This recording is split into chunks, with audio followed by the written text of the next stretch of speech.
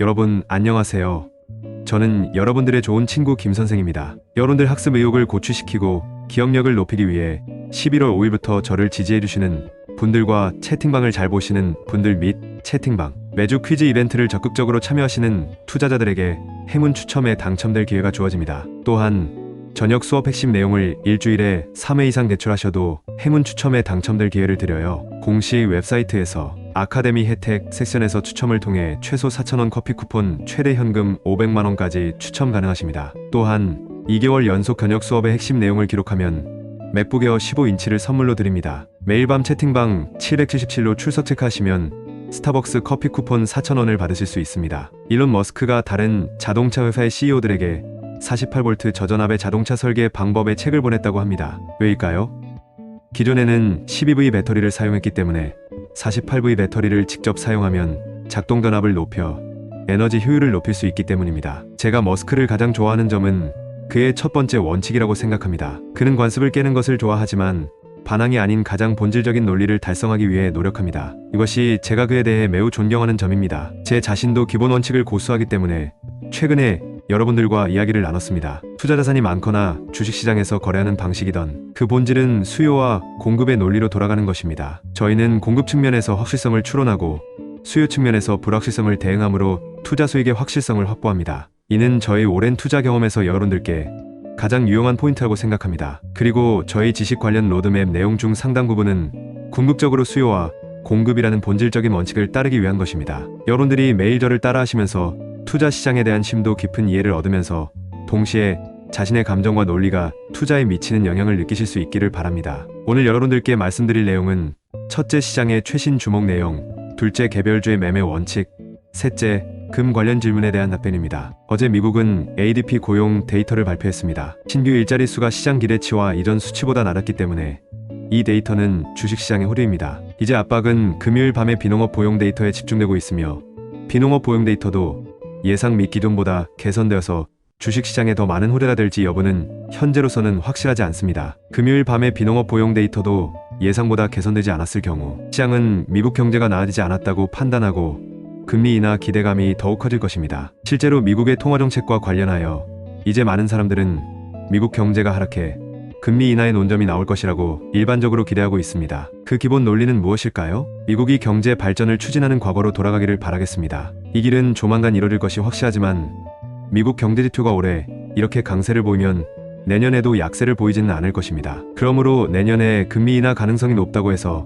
경기가 너무 나빠서 경기를 활성화시키는 것이 아니라고 볼 수도 있습니다. 왜냐하면 어느 선진국이든 간에 5.5% 이상의 금리를 장기간 유지할 수 없으니까요. 따라서 현재 많은 사람들이 금리 인하에 대해 지나친 낙관론은 완전히 잘못된 것입니다. 현재 시장에서는 금리 인하 시기를 두고 이견이 존재하는데 3월에 금리 인하가 될 것이라고 보는 사람도 있고 10월에 금리 인하가 될 것이라고 보는 사람도 있지만 금리를 인상할 것이라고 생각하는 사람은 아무도 없습니다. 금리 인하를 믿는 사람들은 내년 금리 인하가 150배, 즉 5.5%에서 4%에 달할 것이라고 믿고 있지만 사실 이 범위는 확실히 너무 큽니다. 저는 7월에 금리 인하가 진행될 것이라고 보고 있으며 경기 부양을 위한 것이 아니라 만기 금리를 소폭 조정하는 수준이라 금리 인하 속도가 그리 빠르지는 않을 것이라고 생각합니다. 최종적으로 금리 인하는 약 50배 수준이어야 합니다. 파월 연준 의장이든 옐런 미국 재무장관 전 연준 의장이든 현재 그들의 견해는 기본적으로 일치합니다. 그래서 이는 주식시장에는 좋지 않습니다. 오늘 주식시장은 등락을 거듭하다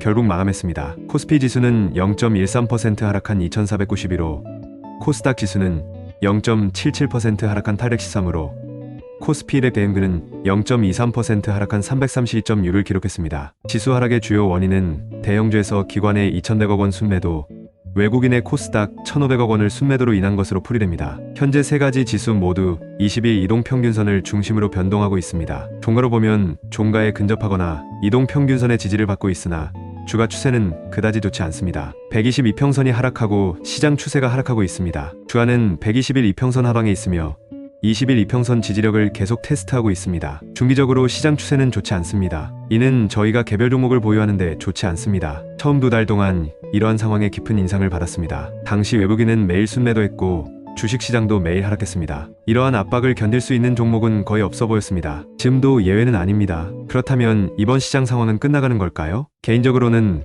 또 한 번의 반등이 있을 가능성이 높다고 생각합니다. 반등은 변동성이 큰 추세일 수 있으며 결국 상방 이평선 부근에서 두 개의 꼭지점의 형태를 모양을 형성할 수 있습니다. 이 세 가지 지수 각각에 대해 롱숏 경계선 설정할 수 있습니다. 오늘 시장이 하락세로 마감했기 때문에 시장이 계속해서 상승하기를 원한다면 적어도 현재 시장의 최고점인 최근 저항선을 돌파해야 한다고 믿습니다. 따라서 저희는 최근 음봉의 고점에서 세 가지 지수 모두 해당 위치가 저항선입니다. KOSPI 2500, KOSDAQ 820, 코스피 200 지수 334.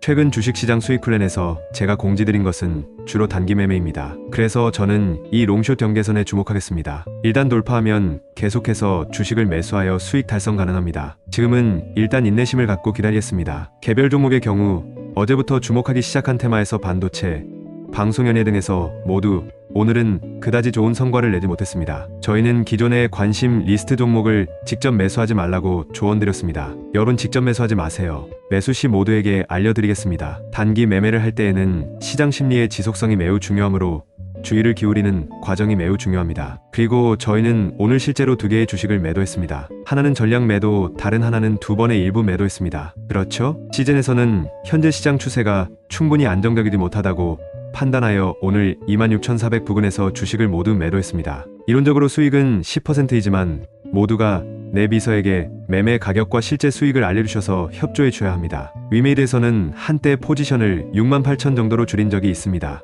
오늘 아침 개장 시 77,800을 넘었습니다. 즉시 말씀드리고 싶었는데 시장이 너무 빠르게 변동했습니다. 따라서 최종 매도 가격이 약 71,000이 되면서 포지션의 4분의 1만 남게 되었습니다. 약세장에서는 관련된 좋은 이슈로 인해 시장 변동이 매우 빠르지만 지속 가능성이 매우 낮다는 것을 알 수 있습니다. 오늘은 좋은 호재 뉴스로 내일 잠시 상승했다가 모레 다시 하락하기 시작할 수도 있습니다. 이는 시장에 자금이 부족하기 때문에 발생합니다. 오늘도 포스코DX 0210형 분석을 공유합니다. 이것은 제가 올해 초부터 매수하기 시작한 주식인데 지난 몇 달 동안 여러 차례 포지션을 줄였습니다. 최근 상황은 주가의 봉이 20주 이평선 하방으로 무너져 기술적으로 안정적이지 못한 추세를 보이고 있습니다. 펀더멘털 측면에서는 기본가치, 장기성장 심리주기라는 주가 결정 공식을 다시 살펴보겠습니다. 현재 가치평가 수준에서 심리주기에 비해 근본적인 가치와 장기적인 성장은 가치가 없을 수 있습니다. 회사 PBR이 15배로 보통 수준을 훨씬 뛰어넘기 때문이다. 이번 상승세의 중후반에는 심리적 요소가 주가 상승의 80%를 견인했고 장기적 성장은 15%만 견인했으며 주식의 기본 가치는 5%만 차지했다고 짐작할 수 있다. 따라서 이 경우 시장은 하락 충격을 겪을 가능성이 높다고 판단됩니다. 첫째, 현재 전반적인 시장 상황은 강세장이 아니며 시장이 상당히 약하기 때문입니다. 두 번째 이유는 개별 종목 자체가 너무 많이 올랐기 때문이다. 저는 예전에 포스코우츠와 밈을 대비하여 분석한 적이 있습니다. 여러분은 10배 이상의 폭등을 경험했다는 것을 알게 될 것입니다. 하지만 상승 이후에도 상승 사이클이 영원히 계속될 것인가요? 대답은 부정적입니다. 심리적인 열기가 지나가거나 금융적인 열기가 지나가면 시장은 점차 하락할 것이며 그 속도는 빠르거나 느려질 수 있습니다. 그 당시의 밈은 현재 포스코DX보다 더 빠르고 높게 상승했으며 결국 3분의 2 정도 하락했지만 원점까지 떨어지지는 않았습니다. 하지만 더 이상의 성장 가능성은 없습니다. 그러나 지금처럼 하락세에서는 한 종목에 매달려 있을 가치가 없습니다. 평소 포스코DX는 로봇공학과 인공지능 분야에서 큰 발전 가능성을 갖고 있다고 볼 수 있다. 그러나 만약 해당 제품을 직접 사용해 본 적이 없다면 그들은 여전히 산업공급업체의 일부일 뿐이며 비즈니스에 대한 수익은 매우 제한적일 것입니다. 소비자 비즈니스를 통해서만이 최대 수익을 창출할 수 있으며 가장 빠른 성장률을 보일 것입니다. 따라서 외국 자본의 강력한 참여가 없으면 단기적으로는 반등이 있을 수 있으나 중장기적으로는 상반기 급격한 상승세가 다시 나타날 가능성은 낮음으로 보유할 의미가 없어지게 됩니다. 그러므로 이익이든 변동손실이든 모두가 점진적으로 차익 실현하는 것을 권장합니다. 매도 과정에서 조금씩 매도해야 하며 한꺼번에 모든 주식을 매도할 필요는 없습니다. 왜냐하면 다 매도한 뒤 시장이 1에서 2포인트 오르는 것을 보면 불안함을 느끼고 기회를 놓칠까봐 걱정하다가 다시 사고 싶어도 왔다 갔다 하다 보면 자금을 잃게 되기 때문입니다. 제가 추천하는 방법은 단계별로 진행하여 먼저 주식의 4분의 1을 매도한 후 심리적인 것을 파악하는 것입니다. 많은 사람들이 매도하기 전에는 망설이지만 일단 매도하고 나면 다시 매수를 꺼릴 수 있습니다. 매도 후 편안함을 느끼고 다시 사고 싶지 않다면 계속해서 일부 물량을 매도하고 포지션의 약 3분의 1을 매도할 수 있습니다. 나머지 23 위치는 일단 보류하면서 다음 주 관찰을 기다리고 있습니다. 시장이 다시 반등한다면 더 나은 시기를 선택할 수 있습니다. 이렇게 여러분들이 운영하는 방식은 본인 스스로 심리적인 마음에서 비롯된 것입니다. 매도 후 해당 주식이 너무 좋아서 즉시 다시 사고 싶다고 느껴진다면 일단 매수하시도 마시고 매도하시도 마세요. 4분의 3 포지션을 유지하고 계속 기다려보세요. 며칠 후에 마음이 바뀔 수도 있고 다음 단계로 넘어갈 수 있습니다. 이해되시나요? 실제로 이 주식뿐만 아니라 대부분의 주식에 대해 이 방식을 하실 수 있습니다. 주식시장 수익 계획의 경우 단기 종목을 주로 하기 때문에 모든 주식을 한 번에 사고 팔 수 있습니다. 지금도 시장 동향에 주목하면서 적합한 종목을 찾아다니고 있으며 매일매일 덕시에 여러분께도 공유해드리겠습니다. 다음으로 몇 가지 새로운 내용을 여러분과 공유하고 싶습니다. 어제 저희는 원유에 대해 논의했습니다. 원유 외에도 많은 친구들이 금과 비트코인, 특히 비트코인에 대해 질문하고 있습니다. 이 기간 동안 최신 데이터에 따르면 원화 BTC의 법정화폐 거래량이 미국 달러를 초과한 것으로 나타났습니다. 이는 저희 한국인이 현재 세계 최대의 비트코인 구매자임을 보여주기 때문에 단기적인 가격 변동이 있을 수 있습니다. 그래서 저는 서두르지 않고 다음 시간 내일 또는 다음 주에 비트코인 상황에 대해 간략하게 논의하겠습니다. 오늘은 주로 금에 관한 귀하의 질문에 답변드리겠습니다. 첫 번째 질문은 수요와 공급에 관한 것입니다. 금에는 투자 가치가 있을까요? 두 번째 질문은 인플레이션에 대한 장기적인 보호 관점에서 볼 때 금의 투자 가치가 있을까요? 세 번째 질문은 이스라엘과 중동 전쟁이 금값의 단기적인 급등을 가져올 것인가이다. 이 세 가지 질문은 비교적 전문적인 질문이지만 금에 투자하는 분들이 이 질문을 해주셨는데요. 그럼 우선 어제 논의했던 원유 상황과는 전혀 다른 수요와 공급의 관점에서 금을 살펴보겠습니다. 원유는 수요 측면에서 매우 고정되어 있고 지속적으로 소비되지만 금은 다릅니다. 한번 생산되면 거의 사라지지 않고 다양한 형태로 존재하는 불활성 금극입니다. 현재 전 세계 금 생산량은 약 20만에서 21만 톤이며 연간 신규 생산량은 약 3,000톤 정도이며 현재 가격 기준으로 전체 시장 가치는 약 14조 달러로 이는 사실 엄청난 규모입니다. 다양한 자산의 시가총액 순위를 매기면 금은 모든 주식을 능가하며 심지어 애플의 4배가 넘습니다. 금은 원유처럼 소모적이고 고갈적인 경직된 수요를 갖고 있지 않으므로 금에 대한 전 세계 수요는 가격 변화에 따라 변동될 수 있습니다. 현재 주요 수요원은 전체의 거의 절반을 차지하는 보석 제조상이고 개인 투자자가 약 4분의 1 차지하고 세계중앙은행 준비금에서 약 17%를 금으로 준비금을 쌓고 있으며 15%는 산업제조 및 기타 용도로 사용하고 있습니다. 첫째 수요는 기본적으로 크게 변하지 않는 반면 중앙은행 준비금은 장기적으로 거의 일정합니다. 최근 몇 년간 주요국 중앙은행에서는 금을 판매한 사례가 거의 없으나 준비금 증가율은 그렇게 빠르게 증가하지 않을 것으로 보이며 이는 정책 지침에 따라 조정될 것입니다. 주얼리 등 소모품은 경제와 밀접하게 관련되어 있어 일종의 사치품으로 볼 수 있으며 가격이 오를지 안 오를지는 사람마다 다릅니다. 따라서 약간의 불확실성이 있지만 대부분 경제 상황과 관련이 있습니다. 개인 투자의 경우 BTC와 비교할 수 있습니다. 저희가 암호화폐에 투자할 때 심리적인 주기는 큰 역할을 합니다. 상승세에는 가격이 급격히 상승하고 하락세에는 가격이 급격하게 하락합니다. 그러나 금의 시장 가치가 워낙 크기 때문에 개인 투자가 금 가격에 미치는 영향은 상대적으로 느립니다. 현재 금의 시가총액은 한국 주식시장의 10배에 가깝고 한국 주식시장에서도 금은 둘째치고 저희 투자자들이 시장의 상승과 하락을 완전히 통제할 수도 없습니다. 공급 측면에서는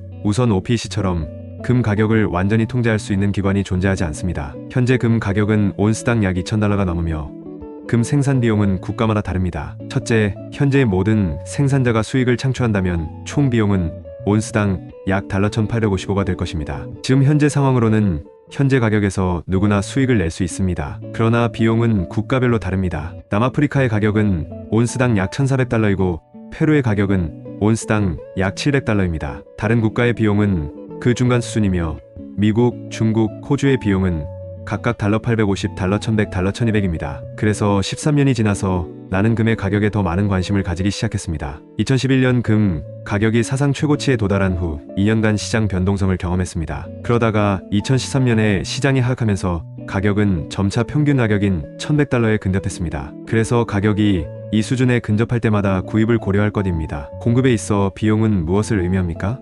일반적으로 금 채굴은 철강이나 원유 생산과 다릅니다. 철강 생산은 용광로를, 원유 생산은 유정을 이용하기 때문에 한번 시작하면 쉽게 멈출 수 없습니다. 중지했다가 다시 시작하면 비용이 많이 들고 장비가 손상될 수 있습니다. 따라서 일반적으로 지속적으로 실행해야 합니다. 돈을 잃더라도 많은 제조업체는 생산을 중단하지 않을 것입니다. 하지만 금은 다릅니다. 대부분이 광산이고 언제든지 시작하고 멈출 수 있는 기계입니다. 현재 많은 등광에서는 폭발법을 통해 깊은 우물에서 채굴하고 있으며 이는 언제든지 중단할 수 있습니다. 물론 인력이나 기타 제약으로 인해 쉽게 멈추지 않을 수도 있지만, 하지만 가격이 생산비보다 낮아지면 일부 기업과 광산에서는 당연히 생산을 중단하고 이는 공급 감소로 이어질 것이라는 것을 저희는 알고 있습니다. 따라서 비용은 결국 공급 수량을 결정합니다. 그런데 비트코인의 비용은 공급과 아무런 관련이 없습니다. 따라서 앞선 내용을 정리해보면 원유와 비교하여 금은 다음과 같은 유사점과 차이점을 가지고 있습니다. 우선 대동상품으로 생산비가 있으면서 생산비는 가격의 하나의 요인에 불과합니다. 금 생산자가 원유처럼 통일되어 있지 않기 때문에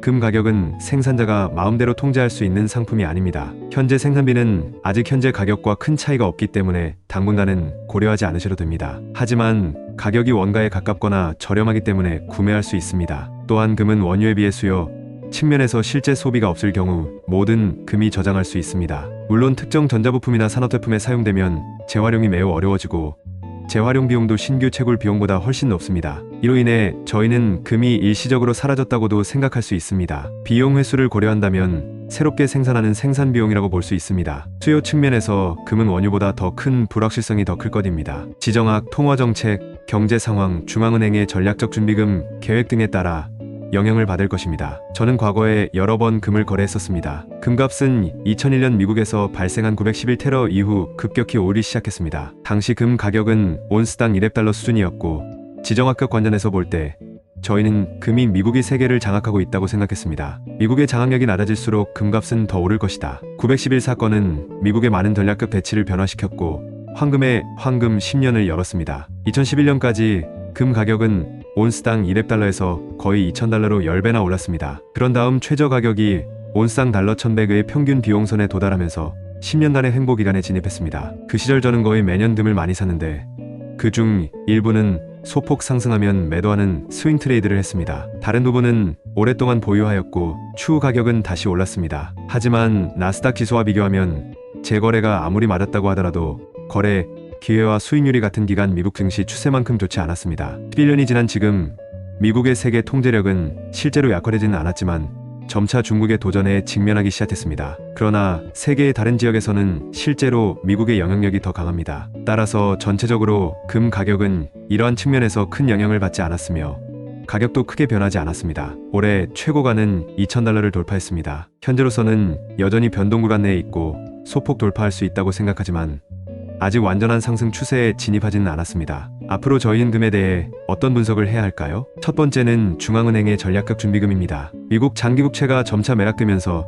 중앙은행이 미국 장기국채에 대한 대안을 더욱 시급하게 모색하고 있습니다. 미국 국채의 특징은 부도가 없으면서 수익률이 있는 거지만 미국 장기국채의 과도한 발행으로 인해 많은 사람들은 장기적으로 걱정해야 할 것이 이자라고 생각하지만 사실 원금을 더 걱정해야 할 수도 있습니다. 따라서 최신 데이터에 따르면 중국, 일본, 사우디아라비아, 영국이 모두 미국 국채를 매도하고 있으며 이는 미국 국채가 장기적으로 급락하는 주요 원인 중 하나입니다. 금은 이자가 없으며 상품으로서 실제 내대 가치가 없습니다. 이는 전 세계의 다른 자산과 비교되며 많은 사람들이 장기 미국 국채가 위험하다고 생각한다면 금은 반대로 이자는 없지만 신뢰도가 높고 총액이 기본적으로 고정되어 있어 인플레이션에 대한 저항력이 더 높습니다. 여기서는 중앙은행 수요, 장기 투자 가치, 인플레이션 방어 가치를 고려할 것입니다. 금의 주요 매수자는 현재 전체 수요의 약 40%를 차지하는 중앙은행과 개인 투자자 등입니다. 두 번째 수준은 지정학적으로 불확실성이 너무 크다는 점입니다. 적정하지는 않지만 예를 하나 들어보겠습니다. 제3차 세계대전은 언제 일어날까요? 저도 여러분들도 이 전쟁이 얼마나 신박할지 예측할 수 없습니다.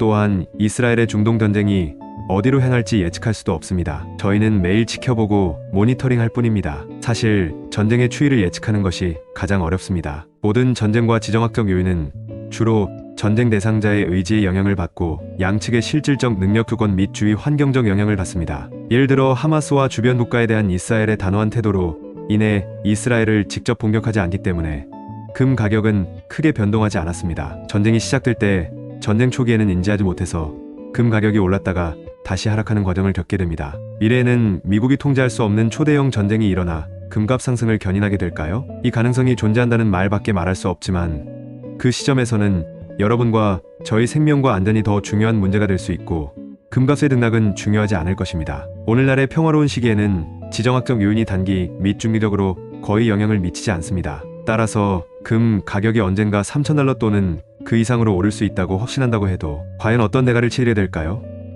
세계 구조는 어떻게 변할까요? 이것은 실제로 예측할 수 없습니다. 세 번째는 산업과 경제에 관한 것입니다. 산업 소비가 금 수요의 약 17%를 차지하기 때문에 같이 분석하겠습니다. 미래에는 산업용 제품에 더 많은 금이 필요하게 될까요?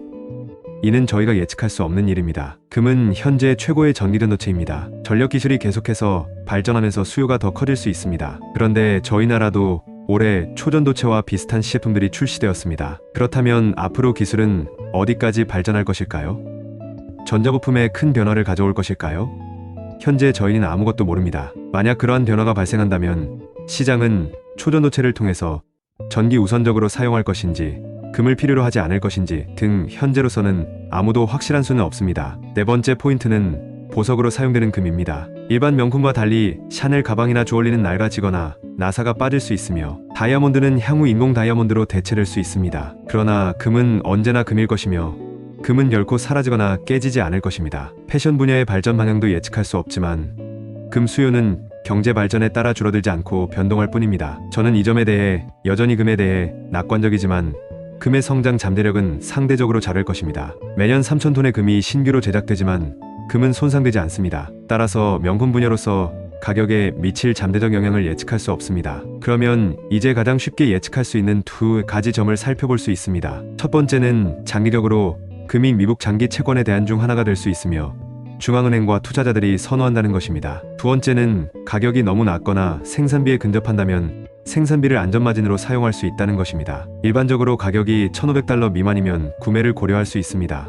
위에서 언급한 질문에 대해서는 모두에게 답변해 드릴 수 있습니다. 금은 실제 성장주에 비해 추세가 비록 다소 좋지 않다고 해도 인플레이션에 대한 어느 정도 대응 기능을 갖추고 있습니다. 단기적으로 금의 단기 거래는 시장 가치가 크고 영향을 미치는 요소가 너무 복잡하기 때문에 상대적으로 어렵습니다. 단기적인 패턴은 확실하지는 않습니다. 저는 그리드 거래 전략과 유사한 거래 전략을 알려드릴 수 있습니다. 장기적으로 금 가격이 상승할 것으로 예상한다면 속도는 느리더라도 금 가격은 상승할 것입니다. 금 가격이 급락할 때 구매를 고려해 볼 수도 있습니다. 그리드 전략은 이렇게 하는 것입니다. 예를 들어 가격이 5% 하락할 때마다 구매한 다음 가격이 새로운 최고점에 도달할 때까지 기다리거나 가격이 5에서 20% 상승한 후 팔 수 있습니다. 연속적인 가격 상승을 놓칠 수도 있지만 단기 거래에서는 모든 거래가 결국 수익을 낼 것이라고 확신할 수 있습니다. 단지 상승하기까지 시간이 명확하지 않을 뿐입니다. 추세거래법 등 기타 단기 매매는 금값이 등락세를 보이고 명확한 패턴이 없기 때문에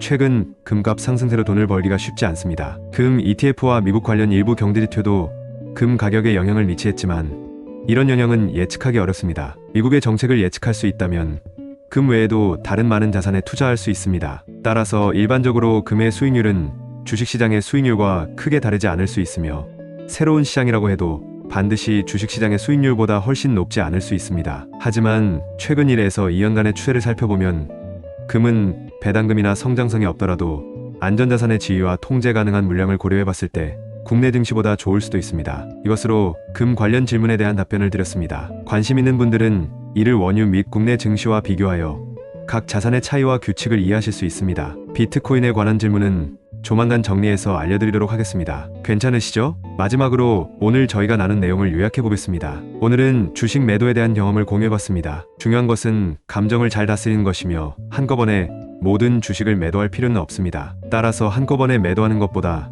여러 번에 걸쳐 분할하여 거래하실 수 있습니다. 가장 완벽하지는 않을 수도 있지만 큰 부담 없이 객관적이고 합리적인 결정을 내릴 수 있게 해줍니다. 그리고 오늘은 금에 대해서 비교적 세밀한 분석을 해봤는데요. 더 많은 가치 있는 내용들을 여러분들께 알려드리고 싶어서 최근에 예전보다 더 많은 내용을 공유했는데요. 그래서 제가 말씀드린 내용에는 쓸데없는 것은 거의 없고 다 실질적으로 유용한 내용들입니다. 매번의 투자 과정에서 여러분들께 가장 가치 있고 의미 있는 도움이 되었으면 좋겠습니다.